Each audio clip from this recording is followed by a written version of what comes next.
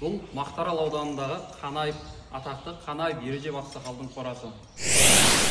Ассалаумағалейкум, құрметті көкпар сүйер қауым. Бұл кісілер 30 жылдан астам уақыт болды ат шаптырып келе жатыр.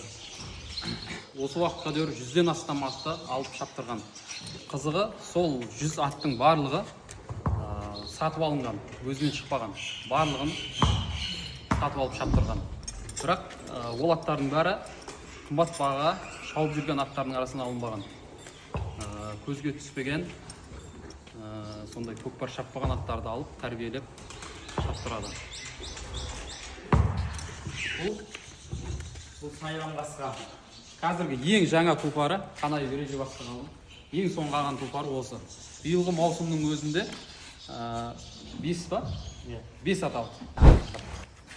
Бұл артыңғы ат Жуан торы деген. Кешегі Шербек көкеміздің көкпарының өгіз өтсін 1 миллион теңгеге саған тұлпар. Бұл атақты Найзағай. 2017 жылы біздің ауылда, Шардар ауылында көкпарды өгіз өтсін Қоштар палуан. Бұл тұлпар Өзбекстаннан келген поляк деген тұлпар. Бұл тұлпарды Өзбекстаннан 15 миллион теңгеге алып келген. Жұрттар Өзбекстанға ат салып жатса, бұл жақын көкеміз Өзбекстаннан ата келіп жатыр Қазақстанға. Бұл Шейх деген тұлпар.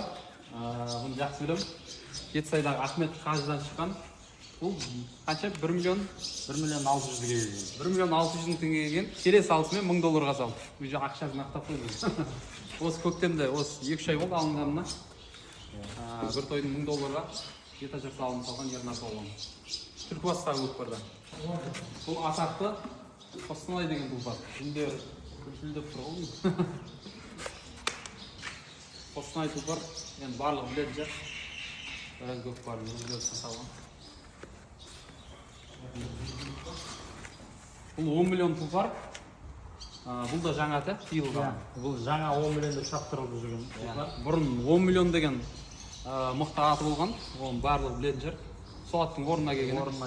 Бұл Шардарадағы көкпарда, Алматы ағамыздың көкпарында 1,5 миллион теңгеге өгіз өлін саған тұлпар.